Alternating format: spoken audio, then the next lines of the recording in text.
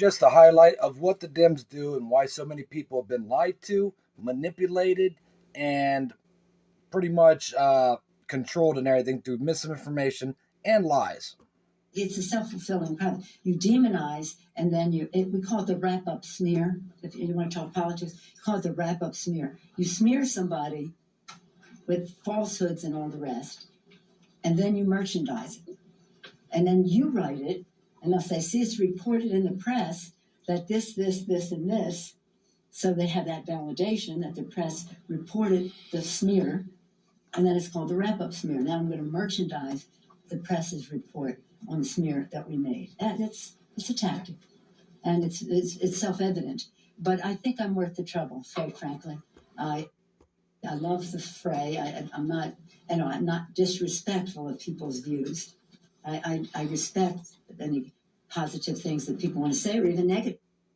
This is exactly what happened to January 6th. Exactly what they tell you they do. But people are too ignorant to wake up and see what's going on. Within hours of January 6th, literally hours, you began to hear that day described as a deadly insurrection, and not described by one news outlet or one politician, but in unison by all of them, almost like it was coordinated. A deadly insurrection. That's how history may record January 6th. But the tape that we reviewed from within the building on that day proves it was neither an insurrection nor deadly. Here it is.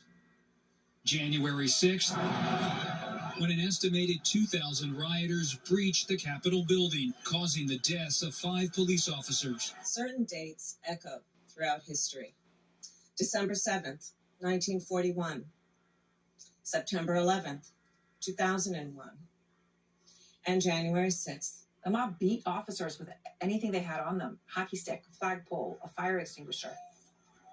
Police officers died. Donald Trump supporters who, of course, rioted and killed police officers. By the evening of January 6th, the Democratic Party and its publicists in the national news media had settled on a description of what had happened that day. They distilled an enormous number of highly complex events that even now we don't fully understand, into a single emotionally laden political slogan, which they've repeated for years with remarkable discipline.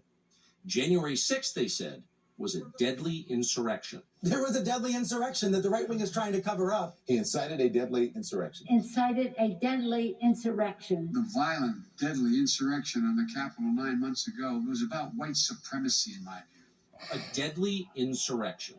Everything about that phrase is a lie. Very little about January 6th was organized or violent. Surveillance video from inside the Capitol shows mostly peaceful chaos. But the slogan worked. The term deadly carries enormous emotional power, which is why they used it. To prove the insurrection was deadly, propagandists pointed to the death of an officer called Brian Sicknick. The mob killed Officer Brian Sicknick. That's what they said. It was their single most powerful indictment of the January 6th protesters and of Donald Trump and of Republican voters nationally. They repeated that claim for years. They are still repeating it. At first, they told the country that Officer Sicknick was murdered with a fire extinguisher. Officer Brian Sicknick died after being hit in the head with a fire extinguisher during the fight. That story came from the New York Times, which is effectively the assignment editor for most of the rest of American media. It was a lie, untrue in any way. But only after that lie had hardened into conventional wisdom did the newspaper bother to retract it.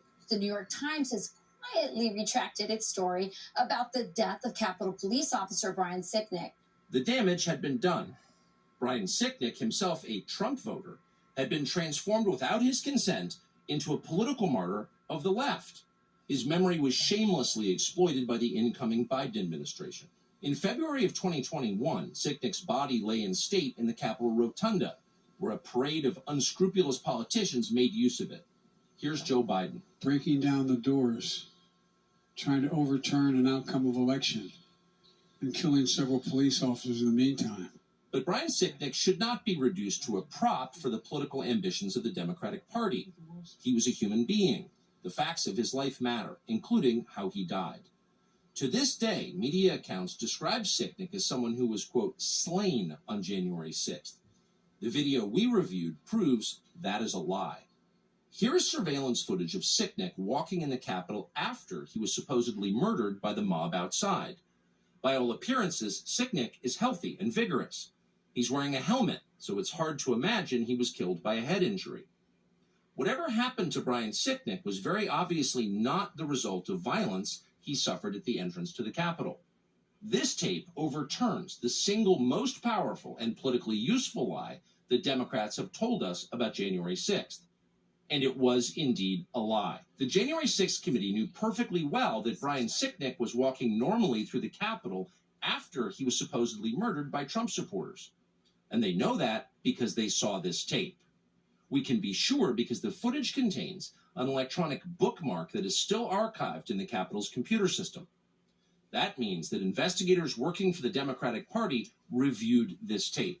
They saw it, but they refused to release the tape to the public. Why? Because this tape would shatter the fraud they were perpetrating on the country. Because hiding the truth served their political interest. They lied about the police officer they claimed to revere.